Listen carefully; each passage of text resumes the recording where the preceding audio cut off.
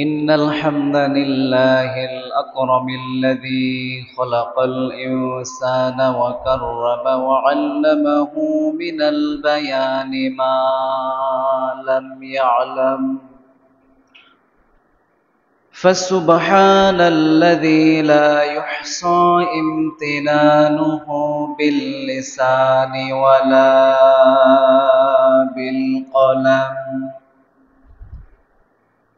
أشهد أن لا إله إلا الله وحده لا شريك له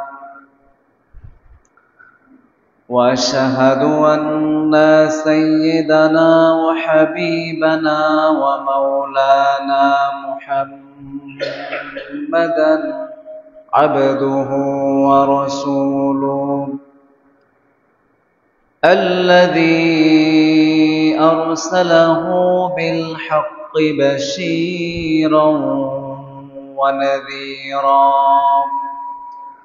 وداعيا إلى الله بإذنه وسراجا منيرا فقد قال الله تعالى في كلامه المجيد وفرقانه الحميد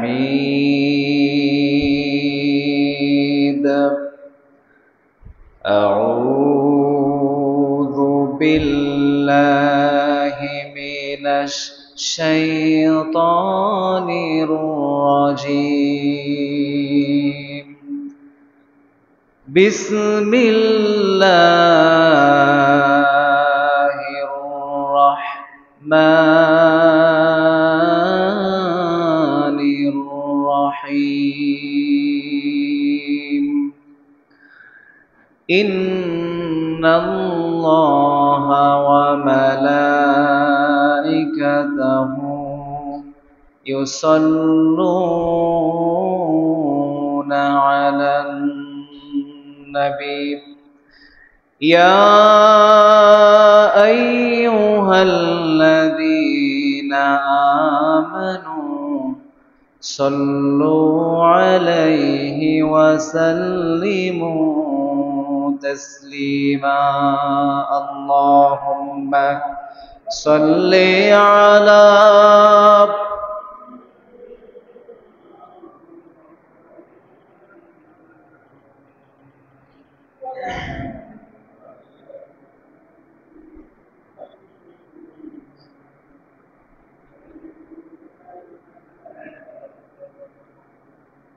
রসুল আমার ভালোবাসা রসুল আমার আলো আশা রসুল আমার প্রেম বিরহের মূল আলোচনা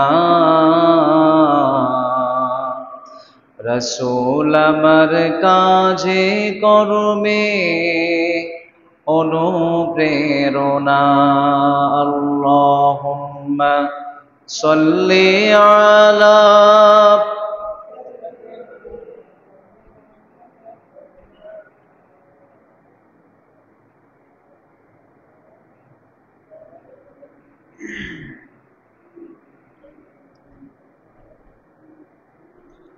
বালাগাল উলা বিকামালিহি كشف الدجى بجماله حسنت جميع خصاله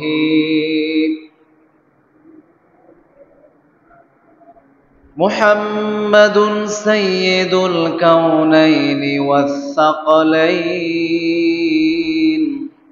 والفريقين من عرب ومن عجم بلغ العلا بكماله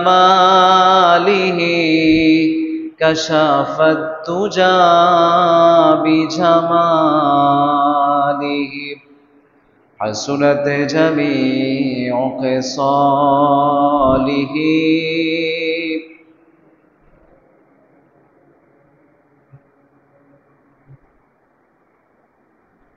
পবিত্র আজকের জুমার দিন উপস্থিত সম্মানিত মুসলিম কেরাম, ওলামায়ে কেরাম, পর্দানিসীন সম্মানিতা শ্রদ্ধেয়া মায়েরা এবং বোনেরা, সর্বপ্রথম শুকরিয়া আদায় করছি সে মহান আল্লাহ সুবহানাহু ওয়া তাআলার দরবারে যে আল্লাহ তাআলা আমাদেরকে সুস্থ রেখে সবার আগে জুমার উদ্দেশ্যে মসজিদে আসার এবং বসার তৌফিক দিয়েছেন। এজন্য আমরা সকলেই পড়ছি আলহামদুলিল্লাহ। সকলেই পড়ি রব্বানা ওয়ালাকাল হামদ হামদান কাসীরান তাইয়িবান মুবারাকান ফীহি ইয়া রব্বি লাকাল হামদু কামা ইয়ানবাগি লিজালালি ওয়াজহিক ওয়া আযীমি সুলতানিক। আমরা আল্লাহ তাআলার শুকরিয়া আদায় করলাম, পাশাপাশি লক্ষ কোটি দরুদ এবং সালাম পেশ করছি মানবতার মুক্তির দূত সরদার দুজাহান শফিউল মুজনিবিন মুহাম্মদুর রাসূলুল্লাহ সাল্লাল্লাহু আলাইহি ওয়াসাল্লামের উপর। সম্মানিত মুসলিম কেরাম, আমরা গত কয়েকটি জুমাতে রাসূল সাল্লাল্লাহু আলাইহি ওয়াসাল্লামের উপর উম্মত হিসাবে আমাদের কি কি দায়িত্ব এবং কর্তব্য আছে, আমরা সেই বিষয়টা নিয়ে কথা শুনছি। রাসূল সাল্লাল্লাহু আলাইহি ওয়াসাল্লাম হচ্ছে যে আমাদের জন্য অনুকরণীয় একজন, তিনি হচ্ছেন মুহাম্মদ সাল্লাল্লাহু আলাইহি ওয়াসাল্লাম, যার আদর্শে উজ্জীবিত হলে একটা জীবন পরিবর্তন হয়ে যাবে। যার আদর্শে উজ্জীবিত হবে যে সমাজ, সেই সমাজটা হয়ে যাবে জান্নাতি সমাজ। সেখানে থাকবে না কোনো হানাহানি, সেখানে থাকবে না কোনো মারামারি, সেখানে থাকবে না কোনো কাটাকাটি, সেখানে থাকবে না কোনো লুণ্ঠন, সেখানে থাকবে না কোনো চাঁদাবাজি। যেই সমাজে, যেই দেশে মানুষ রাসূলুল্লাহ সাল্লাল্লাহু আলাইহি সাল্লামের আদর্শ লালন করবে, রাসূলকে নিজেদের মডেল বানাবে, কোশ্চিনকালেও সেখানে কোনো অশান্তি থাকতে পারে না। সুবহানাল্লাহ পড়েন। আল্লাহ তাআলা গ্যারান্টি দিয়েছেন, যেন তেন রাসূল নয় তিনি। সেই রাসূল সাল্লাল্লাহু আলাইহি সাল্লামকে আল্লাহ তাআলা এত উপরে নিয়ে গিয়েছেন, কিয়ামতের ময়দানে কেউ কথা বলার সাহস করছে না। লক্ষাধিক নবী রাসূল সাল্লাল্লাহু আলাইহি সাল্লামের পূর্বে গত হয়েছেন। নবী রাসূল যে ইব্রাহিম আলাইহিস সালাম খলিলুল্লাহ, আল্লাহর বন্ধু, মূসা আলাইহিস সালামের সাথে আল্লাহ কথা বলেছেন, ওয়া কাল্লামাল্লাহু মূসা তাকলিমা ওয়াত্তাখাযাল্লাহু ইব্রাহিমা খলিলা। এভাবে যে কথাগুলো আল্লাহ তাআলা কোরআনে বলেছেন, সেই সমস্ত কেউ কিয়ামতের ময়দানে কথা বলার সাহস করছে না। কিয়ামতের ময়দানে কথা বলতে পারেন একজন, তিনি হচ্ছেন মুহাম্মদ সাল্লাল্লাহু আলাইহি ওয়াসাল্লাম। আলহামদুলিল্লাহ পড়েন। সেই রাসূলের উম্মত আমরা হয়েছি। মুহাম্মদুর রাসূলুল্লাহ সাল্লাল্লাহু আলাইহি ওয়াসাল্লাম, রাসূলের উম্মতরা জান্নাতে প্রবেশ করার আগে কোন নবীর উম্মত জান্নাতে প্রবেশ করতে পারবে না। সুবহানাল্লাহ পড়েন। অথচ যারা আগে আসছে তারা আগে যাওয়ার কথা, আমরা আসছি সবার পরে, কিন্তু জান্নাতে যাব আমরা সবার আগে ইনশাআল্লাহ পড়েন। রাসূলের বরকত, রাসূল সাল্লাল্লাহু আলাইহি সাল্লামকে আমরা কতটুকু ধারণ করলাম, কতটুকু চিনলাম, কতটুকু বুঝলাম, নিজেকে একটু প্রশ্ন করি। এমন রাসূলের উম্মত আমরা হলাম যার বরকতে আমরা এত কিছু পেলাম। সে রাসূলের জন্য আমরা কি করছি? রাসূল সাল্লাল্লাহু আলাইহি সাল্লামকে মানার ব্যাপারে এতগুলো আয়াত। যদি আপনি রাসূলকে না মানেন, রাসূলের আদর্শ লালন করতে না পারেন, আপনাদের শক্তি, আপনাদের সামর্থ্য, আপনাদের যা আছে এগুলো কমিয়ে দিবেন। আপনার থেকে পাওয়ার চলে যাবে, আপনার দোয়া কবুল হয় না। আপনি জীবনে অশান্তিতে আছেন, যত ধরনের শান্তি আছে সব নিয়ে যাবেন, নাউজুবিল্লাহ পড়েন। এজন্য কোরআনে আল্লাহ তাআলা বলছে, وَأَطِيعُوا اللَّهَ وَرَسُولَهُ وَلَا تَنَازَعُوا فَتَفْشَلُوا وَتَذْهَبَ رِيحُكُمْ وَاصْبِرُوا إِنَّ اللَّهَ مَعَ الصَّابِرِينَ।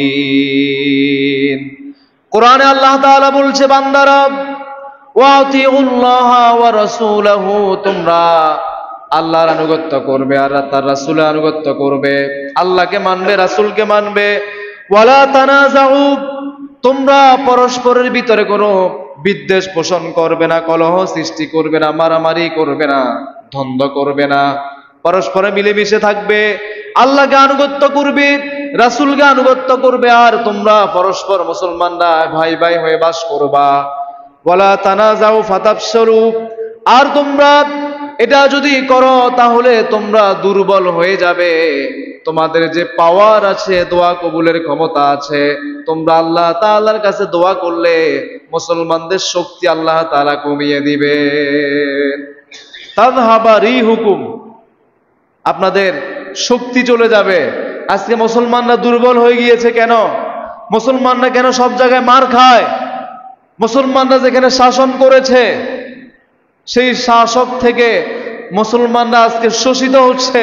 তার কারণ মুসলমানরা মুহাম্মাদুর রাসূলুল্লাহ সাল্লাল্লাহু আলাইহি ওয়াসাল্লামের আদর্শ থেকে তারা আজকে বিচ্যুত হয়ে গিয়েছে, দূরে সরে গিয়েছে।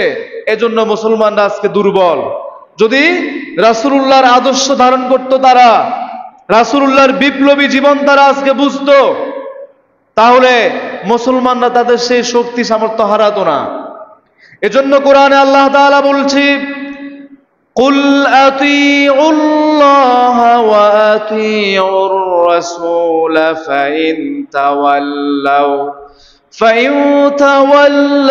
ফাইন্নামা আলাইহি মা হামিলা ওয়া আলাইকুম মা হামিলতুম ওয়া ইন তুতিউহু তাহতাদু وما على الرسول إلا البلاغ المبين।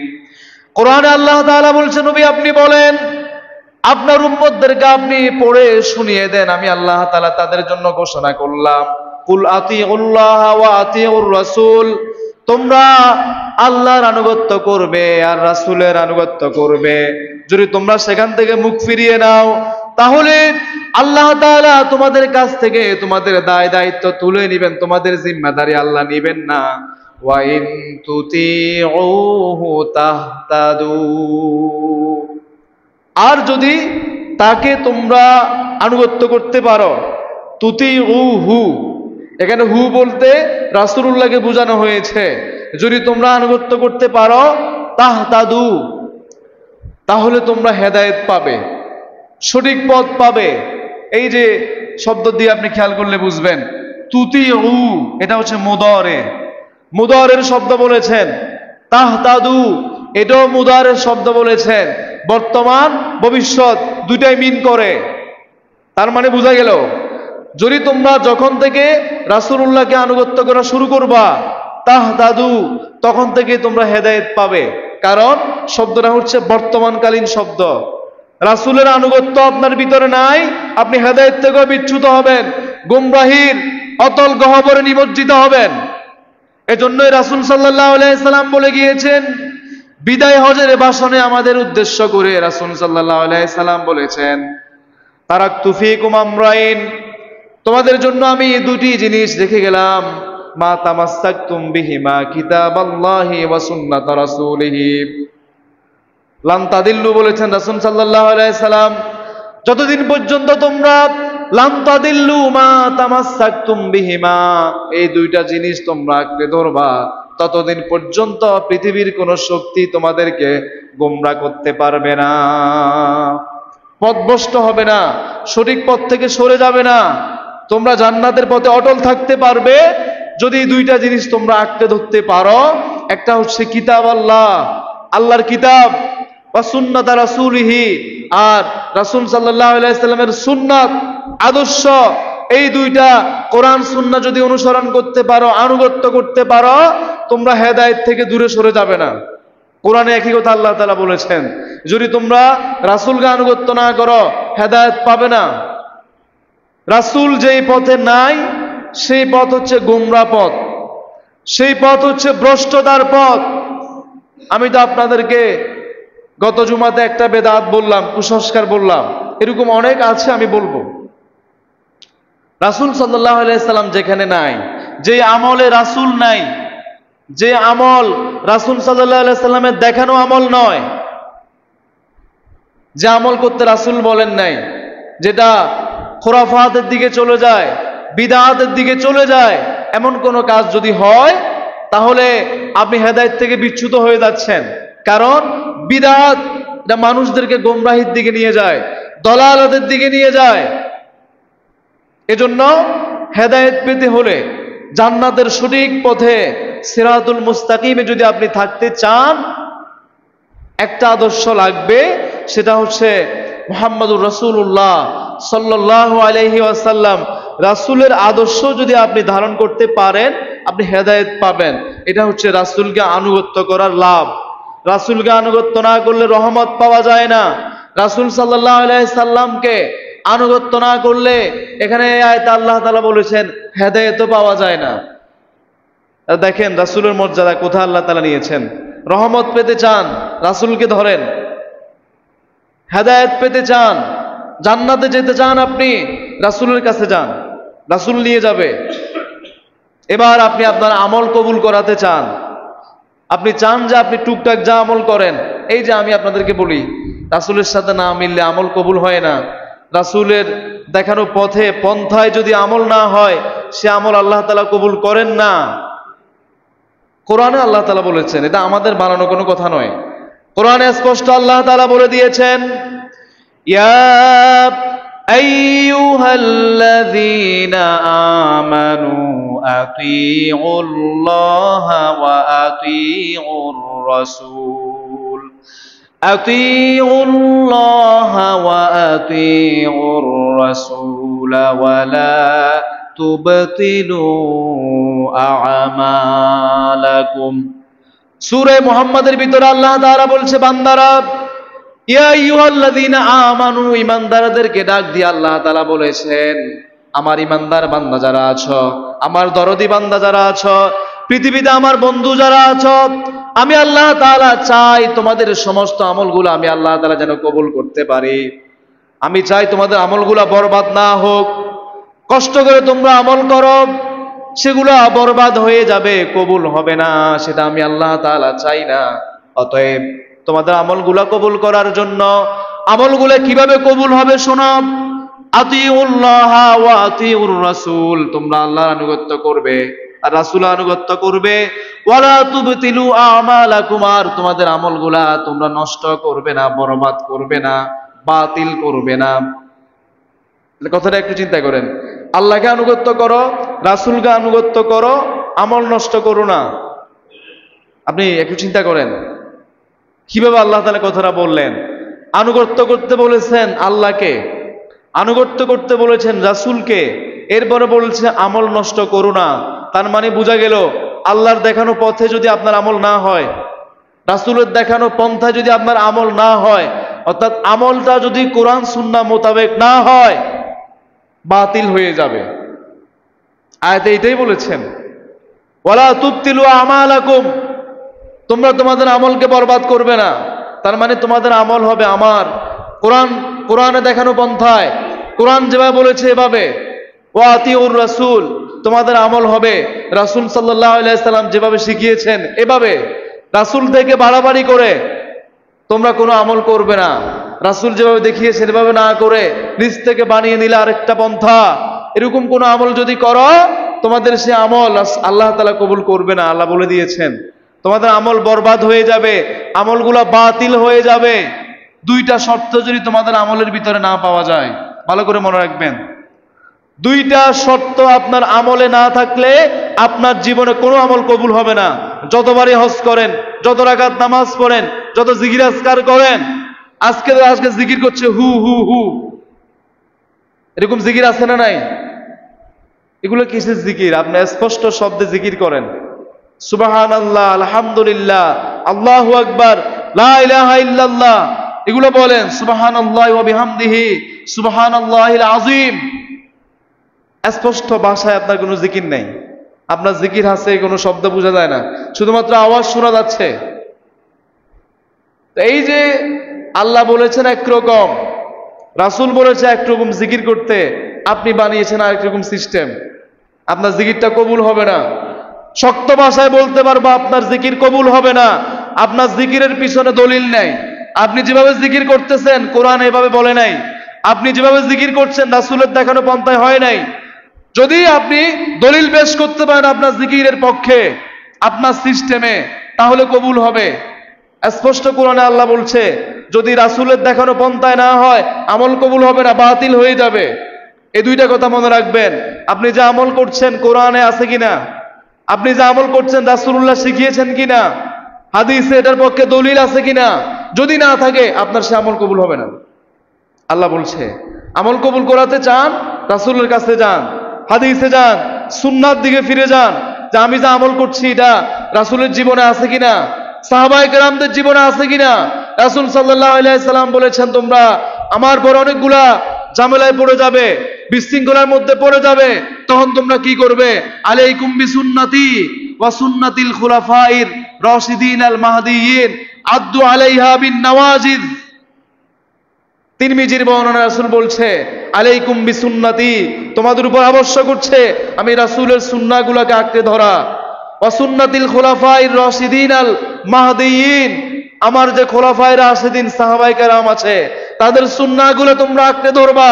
খোলাফায়ে রাশিদিন আবু বকর, ওমর, ওসমান, আলী রাদিয়াল্লাহু তাআলা আনহুম, সাহাবায়ে কেরামদের থেকে যদি কোনো আমল প্রমাণিত হয় নির্দ্বিধায় তোমরা সেটা আমল করবে। আদ্দু আলাইহা বিন নওয়াজিজ, মারির দাঁত দিয়ে সেটা আঁকড়ে ধরবা। রাসূলের সুন্নাত, সাহাবায়ে কেরামদের সুন্নাত, এই দুইটা সুন্নতকে মারির দাঁত দিয়ে রাসূল কামড়ে ধরতে বলেছেন। কেন মারির দাঁত দিয়ে কামড়ে ধরতে বলেছেন? আপনি যখন সামনের দাঁত দিয়ে কোনো কিছু কামড়ে ধরবেন, আপনার সামনের দাঁত দিয়ে ধরলে টান দিলে ছুটে যেতে পারে। কি আমি কি ভুল বলতেছি? আপনি এই দাঁত দিয়ে ধরেছেন, টান দিলে ছুটে যাবে। ভিতরের দাঁত দিয়ে যদি আপনি কামড়ে ধরেন, ওটা কি ছুটার সম্ভাবনা আছে? ছুটবে না, যতই টানাটানি করুক। এজন্য রাসূলের সুন্নাহ আমরা মারির দাঁত দিয়ে আঁকড়ে ধরবো। পৃথিবীর কোনো শক্তি, কোনো মানুষ রাসূলের সুন্নাহ থেকে আমাদেরকে দূরে সরাতে পারবে না। আপনি যখনই শুনেছেন এটা রাসূল করেছেন, রাসূলের দেখানো পন্থা এটা, রাসূলের আদর্শ এটা, আমার রাসূল সাল্লাল্লাহু আলাইহি সাল্লাম কাজটা এইভাবে করেছেন, পৃথিবীর কোনো মানুষ আপনাকে সেই কাজ থেকে দূরে সরাতে পারবে না। আজকে আমাদের কাছে বলা হয় যে কাজটা রাসূল করেছে, আসেন একটু আমরা আমল করি, আমাদের কোনো খবর নাই। একটা কমন একটা সুন্নাহ তো অনেক আছে, ঘুম থেকে উঠে ঘুমানো পর্যন্ত যা করবেন সব জায়গায় সুন্নাহ পাবেন। সুন্নাহর বাহিরে মুমিনের কোনো আমলই নেই। আপনি আপনার জীবনে কি কাজ করতেছেন হাজির করেন, রাসূলের আপনি আদর্শ পাবেন, রাসূল কিভাবে করেছেন আপনি সমাধান পাবেন। একটা সুন্নাহ হচ্ছে এটা, যেটা আমরা ভুল করি না।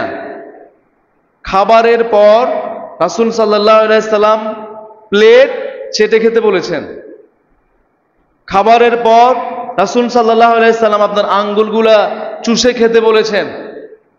আমাদের কাছকে বললে ছি,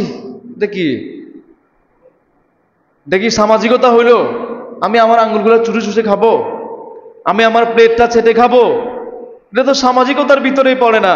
নাউজুবিল্লাহ পড়েন না আপনারা? যত স্ট্যান্ডার্ড ফ্যামিলিতে যাবেন, ছি, তাদেরকে আপনি প্লেট ছেটে খেতে বলেন, ঘৃণা করবে তারা। তাদেরকে আপনি আঙ্গুলগুলো চুষে খেতে বলেন, তারা বলবে যে এটা কোনো কথা হলো? মানুষ আমাকে কি বলবে? রেস্টুরেন্টে খেতে গেছে, হোটেলে, নামি দামি হোটেলে ভাত খাইছে, এখন খাবারের পর এতগুলো মানুষ আশেপাশে বসে আছে, আমি যদি এখানে প্লেটটা ছেটে খাই, আমার আঙ্গুলগুলা চুষে খাই, মানুষ তো আমার দিকে তাকিয়ে হাসবে। কি এরকম চিন্তা ভাবনা আছে না নাই? রাসূল শিখাইছেন প্লেট চেটে খাও। তুমি জানো না খাবারের কোন অংশে আল্লাহ তাআলা বারাকা রেখেছেন, বরকত রেখেছেন, তুমি জানো না। যদি তুমি তোমার পুরো প্লেট চেটে খেতে পারো তাহলে তুমি বরকত হাসিল করতে পারবে। আপনি যেটা চেটে খান নাই রেখে দিয়েছেন, হতে পারে সেখানে আপনার বারাকা চলে গেছে, খাবারের ওই অংশে বরকত ছিল। আঙ্গুলগুলা চুষে খেতে বলেছেন। রাসূলের প্রতিটা সুন্নাহ, আজকে সুন্নাহ এবং বিজ্ঞান বই পাওয়া যায়। রাসূলের সুন্নাহর সাথে বিজ্ঞানের সাথে সাদৃশ্য কোথায়? রাসূলের প্রতিটা সুন্নাহকে বৈজ্ঞানিক গবেষণা করা হয়েছে। তো রাসূল সাল্লাল্লাহু আলাইহি সাল্লাম খাবারের পরে আপনার আঙ্গুলগুলা চুষে খেতে বলেছেন। এখন বিজ্ঞানীরা গবেষণা করতেছে মুহাম্মদুর রাসূলুল্লাহ এই কথাটা কেন বলেছে। এই কথাটা রাসূল সাল্লাল্লাহু আলাইহি সাল্লাম এজন্যই বলেছেন, আপনি শামাইলে তিরমিজির হাদিসগুলো পড়লে পাবেন। কেন বলেছেন? মানুষের হাত থেকে, আঙ্গুল থেকে এক ধরনের এনজাইম রস বের হয়। মানুষের হাত থেকে এক ধরনের রস বের হয়, যেটা আপনি যখন চুষে খাবেন আপনার খাবারগুলো তাড়াতাড়ি হজম হয়ে যাবে। এটা আপনার খাবার হজমের ক্ষেত্রে আপনাকে সহযোগিতা করবে। বলে হুজুর কিভাবে? প্রমাণ দিই।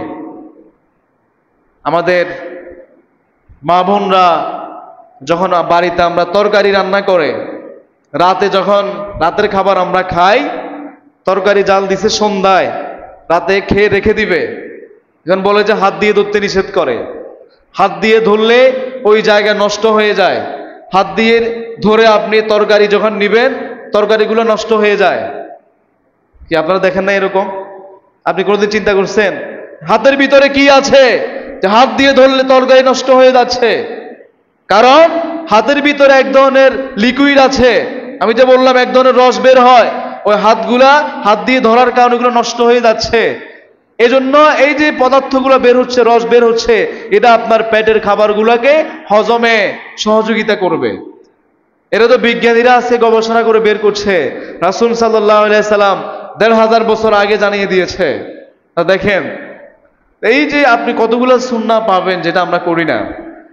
তা আমি যে একটা সুন্নাহ আপনাদেরকে ধরাই দিলাম, যারা খাবার শেষে এখনো প্লেট চেটে খান না, আমার কথাটা মহিলারা যারা শুনছেন, হতে পারে আপনিও আমলটা করেন না। আপনি আজকে শুনছেন যে কাজটা রাসূল করেছেন, রাসূল বলেছেন। আপনি যদি উম্মত দাবি করেন, রাসূলের ভালোবাসা আপনার ভিতরে থাকে, রাসূলের আনুগত্য আপনার ভিতরে থাকে, রাসূলের কিঞ্চিত মহব্বত যদি আপনার ভিতরে থাকে, আপনি আজকে থেকে আমলটা শুরু করবেন।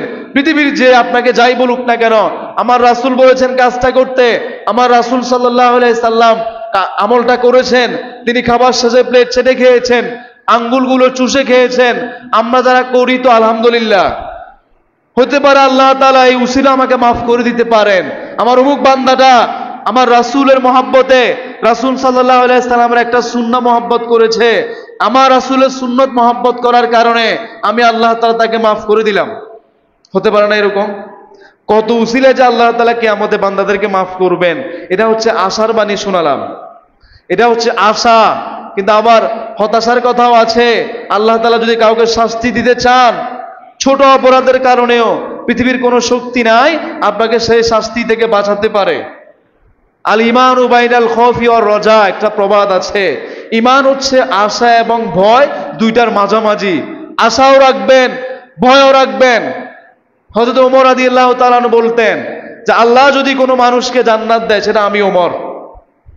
পৃথিবীতে একজন মানুষকে জান্নাত দিবেন সেটা আমি ওমর। আর আল্লাহ পৃথিবীতে একজন মানুষকে জাহান্নামে পাঠাবেন সেটা আমি ওমর। তাহলে কিরকম আশা রেখেছেন? আশা এবং ভয় দুইটাই রাখবেন। তাহলে এই যে সুন্নাহ মতো আমাদের আমল হয় না, আমরা এদিকে আমি আর কথা না বাড়ালাম। আমাদের রাসূলের উপরে এক নাম্বার কাজ থাকবে যে আমরা রাসূল সাল্লাল্লাহু আলাইহি সাল্লামের সুন্নাহগুলোকে অনুসরণ করব, রাসূল সাল্লাল্লাহু আলাইহি সাল্লামের আনুগত্য করব। ২ নাম্বার রাসূলের উপর আমাদের দায়িত্ব, এটা বলে আমি শেষ করব, বাকিটা আমরা আগামী জুমাতে বলবো। ২ নাম্বার আমাদের কাজ হচ্ছে রাসূল সাল্লাল্লাহু আলাইহি সাল্লামের উপর দরুদ পড়া। এজন্য কোরআনে আল্লাহ তাআলা বলছে, যেটা আমরা প্রতিনিয়ত শুনছি, প্রতি জুমাতে খতিব সাহেবরা যে আয়াতটা তেলাওয়াত করে, মানুষে বক্তব্য দিবে, সেখানে আয়াতটা তেলাওয়াত করছে, ইন্নাল্লাহা ওয়া মালাইকাতাহু ইউসাল্লুনা আলান নবী ইয়া আইয়ুহাল্লাযীনা আমানু সাল্লু আলাইহি ওয়া সাল্লিমু তাসলিমা। কোরআনে আল্লাহ তাআলা বলেছেন, নিশ্চয় আল্লাহ তাআলা এবং তার ফেরেশতারা রাসূলের উপর রহমত বর্ষণ করেন এবং ক্ষমা প্রার্থনা করেন। ইমানদার বান্দা যারা আছো, তোমরা রাসূলের উপরে দরুদ পাঠ করো। অনেকে আজকে আয়াতের অনুবাদ করছে, আল্লাহ তাআলা নিজেই রাসূলের উপর দরুদ পড়েন, ফেরেশতারাও দরুদ পড়ে, সুতরাং তোমরাও দরুদ পড়ো। শুনুন না আপনারা, আল্লাহ দরুদ পড়ে, ফেরেশতারাও দরুদ পড়ে, তোমরাও দরুদ পড়ো। অতটা হয় নাই। আল্লাহ কি আপনার মতো আল্লাহুম্মা সাল্লি আলা পড়ে? ফেরেশতারা কি আল্লাহুম্মা সাল্লি আলা পড়ছে? সালাত শব্দটা অনেকগুলো অর্থ আছে, আমি আপনাদেরকে ক্লিয়ার করে দিই। সালাত শব্দটা যদি আল্লাহর সাথে যুক্ত হয় তখন অর্থ হবে রহমত বর্ষণ করা। কি বর্ষণ করা? রহমত নাজিল করা। তা ইন্নাল্লাহ অর্থ হচ্ছে আল্লাহ রাসূলের উপরে রহমত বর্ষণ করেন। ওয়া মালাইকাতাহু, সালাত শব্দটা যখন আপনি ফেরেশতার সাথে যুক্ত করবেন তখন অর্থ হবে ক্ষমা প্রার্থনা করা। রাসূল ফেরেশতারা ক্ষমা প্রার্থনা করেন, মানে ফেরেশতারা আল্লাহর কাছে দোয়া করেন রহমত নাজিলের, রাসূলের উপর রহমত বর্ষণ করেন। এটা হচ্ছে ফেরেশতাদের ক্ষেত্রে অনুবাদ। আল্লাহ রহমত বর্ষণ করেন রাসূলের উপর প্রতিনিয়ত, প্রতিটা মিনিট, প্রতিটা সেকেন্ড রহমত দ্বারা আবৃত করে রেখেছেন রাসূলকে। ওয়া মালাইকাতাহু, ফেরেশতারা কন্টিনিউ, ইউসাল্লুনা মুদারে, এমন কোন সেকেন্ড গত হয় না যে সেকেন্ডে রহমত বর্ষিত হচ্ছে না, যে সেকেন্ডে ফেরেশতারা রহমত কামনা করছে না। ইয়া আইয়ুহাল্লাযীনা আমানু সাল্লু আলাইহি, এখন সালাত শব্দটা আপনি মানুষের সাথে যুক্ত করবেন তখন অর্থ হবে আপনি দরুদ পাঠ করবেন। তোমরাও দরুদ পাঠ করো। সালাত শব্দটা আপনি যখন পশু পাখির সাথে যুক্ত করবেন তখন সালাত শব্দের অর্থ হবে গুণগান করা, পবিত্রতা বর্ণনা করা। আল্লাহ দরুদ পড়ে, তোমরাও দরুদ পড়ো, এটা হয় নাই। আপনাকে বুঝতে হবে, একটা অনুবাদ করতে হলে আপনাকে ওই শব্দের গভীরতা জানতে হবে। আল্লাহ তাআলা কন্টিনিউ রহমত নাজিল করছেন, আমাদেরকে বলছে ইমানদার বান্দা যারা আছো, তোমরা আমার হাবিব মুহাম্মাদুর রাসূলুল্লাহর উপরে অবশ্যই সাল্লু আলাইহি ওয়া সাল্লিমু তাসলিমা। আল্লাহ তাআলা আমর করছেন, আদেশ দিচ্ছেন, ইমানদার বান্দা যারা আছো তোমরা আমার হাবিব রাসূলুল্লাহ সাল্লাল্লাহু আলাইহি সাল্লামের উপর প্রতিদিন কন্টিনিউ দরুদ পড়বা, সালাম দিবা। আছে আপনার ভিতরে আজকে রাসূলুল্লাহ দরুদ ও সালাম আছে? রাসূলকে আপনি কয়দিন সালাম দিয়েছেন? রাসূলের উপর কয়বার দরুদ পড়েছেন? আমি আমাকে প্রশ্ন করে আজকে খতিব সাহেব বললাম, আমি কয়বার রাসূলের উপরে দরুদ পড়লাম? আমি কয়বার রাসূলকে সালাম দিলাম? আসুন আমরা বদলাই, নিজেকে সংশোধন হই। হাদিসে রাসূল সাল্লাল্লাহু আলাইহি সাল্লাম বলছেন, সুনানে নাসাইর বর্ণনা, হযরত আনাস ইবনে মালিক রাদিয়াল্লাহু তাআলা আনহু হাদিস বর্ণনা করছে, রাসূল সাল্লাল্লাহু আলাইহি সাল্লাম বলেছেন, মান সাল্লা আলাইয়া সালাতান ওয়াহিদাতান সাল্লাল্লাহু আলাইহি আশরা, যে ব্যক্তি আমি হাবিবের, আমি রাসূলের উপরে 10 বার একবার দরুদ পাঠ করবে, যে ব্যক্তি আমি রাসূলের উপরে একবার দরুদ পাঠ করবে, তাহলে আল্লাহ তাআলা তার উপরে 10 বার রহমত নাজিল করবেন। সুবহানাল্লাহ বলেন। সাল্লাল্লাহু আলাইহি আশরা, এই যে বললাম আল্লাহর সাথে সালাত যোগ করলে অর্থ হবে রহমত। আল্লাহ তাআলা আপনার উপর 10টি রহমত নাজিল করেন। এরপর রাসূল সাল্লাল্লাহু আলাইহি সাল্লাম বলেছে, ওয়া হুত্তাত আনহু আশরু খতায়াত, আর আল্লাহ তাআলা তার আমলনামা থেকে 10টা গুনাহ মুছে দেন। ওয়া রুফিয়াত লাহু আশরু দারাজাত, আর আল্লাহ তাআলা ওই বান্দার জন্য 10টা মর্যাদা বৃদ্ধি করে দেন। তাহলে রাসূলের উপরে একবার যদি আপনি দরুদ পাঠ করেন, সালাম দেন, তাহলে আল্লাহ তাআলা আপনার উপরে 10 বার রহমত নাজিল করবেন, 10টা গুনাহ তিনি মাফ করবেন, আর 10টা মর্যাদা আল্লাহ তাআলা আপনার বাড়িয়ে দিবেন। সুবহানাল্লাহ পড়েন। একবার দরুদ পড়ছেন, 10টা রহমত লাভ করছেন। একবার দরুদ পাঠ করছেন, 10টা গুনাহ আপনার ঝরে গিয়েছে। একবার দরুদ পাঠ করেছেন, আপনার 10টা মর্যাদা আল্লাহ তাআলা বাড়িয়ে দিয়েছেন। ইমানদারদেরকে ডাক দিয়ে বলেছে, দরুদ পাঠ করতে, রাসূলকে সালাম দিতে, তার মানে বোঝা গেছে আপনার ভিতরে যদি দরুদ না থাকে, রাসূলের উপর দরুদ না পড়লে, রাসূলকে সালাম না দিলে আপনার ঈমানটা পরিপূর্ণ হয় নাই। ঈমান পরিপূর্ণ হওয়ার জন্য রাসূলের উপরে দরুদ পড়তে হবে, ঈমানকে পাকাপোক্ত করার জন্য রাসূলকে সালাম দিতে হবে। হাদিসে রাসূল সাল্লাল্লাহু আলাইহি সাল্লাম বলেছেন, কিয়ামতের ময়দানে ওই বান্দা, ওই উম্মতটা আমার সবচেয়ে বেশি নিকটবর্তী হবে। আমার যে উম্মতটা বেশি করে আমার উপরে দরুদ পাঠ করবে, কিয়ামতের ময়দানে সে উম্মতটা আমার সবচেয়ে বেশি নিকটে থাকবে। যদি আপনি মদিনায় গিয়ে রাসূলের মাকবারা, সেখানে গিয়ে যদি আপনি রাসূলকে সালাম দিতে পারেন, রাসূল সাল্লাল্লাহু আলাইহি সাল্লাম বলেছেন, সেই সালামটা আমি আমার নিজ কানে শুনি, আমি নিজেই জবাব দিই। আল্লাহ তাআলা আমাদের সবাইকে রাসূলের রওজা মাকবারা শরীফ জিয়ারতের তৌফিক দান করুক। সকলে বলে আমিন। জীবনে একবার হলেও রাসূলের মাকবারায় গিয়ে, রওজায় গিয়ে আমাদের সবাইকে আল্লাহ তাআলা যেন সালাম দেওয়ার তৌফিক দান করেন। সকলে বলে আমিন। আর যদি আপনি দূর থেকে, আজকে সবরপুর থেকে যদি দরুদ শরীফ পড়েন, রাসূলকে সালাম দেন, পৃথিবীতে একদল ফেরেশতা নিয়োজিত আছেন, ওই ফেরেশতাদের পৃথিবীতে একটাই কাজ, পৃথিবীর যে কোনো প্রান্তে রাসূলের উপরে দরুদ পাঠ করা হবে, রাসূলকে সালাম দেয়া হবে। ওই ফেরেশতাদের কাজ হচ্ছে রাসূলের উপর, রাসূলের কাছে সেই দরুদ ও সালামটা নিয়ে পৌঁছে দেয়া। আপনি এখানে দরুদ পড়ছেন, সালাম দিচ্ছেন, ফেরেশতারা সঙ্গে সঙ্গে রাসূলের কাছে আপনার সালামটা গিয়ে পৌঁছে দিয়েছেন, যে অমুক জায়গা থেকে অমুকের ছেলে অমুক আপনাকে সালাম দিছে, অমুক জায়গা থেকে অমুকের ছেলে অমুক আপনার উপর দরুদ পড়েছে। একবারে সহিহ বর্ণনা। তাহলে আপনি যতবার দরুদ পড়তেছেন, যতবার রাসূলকে সালাম দিচ্ছেন, আপনার নামটা রাসূলের কাছে চলে যাচ্ছে।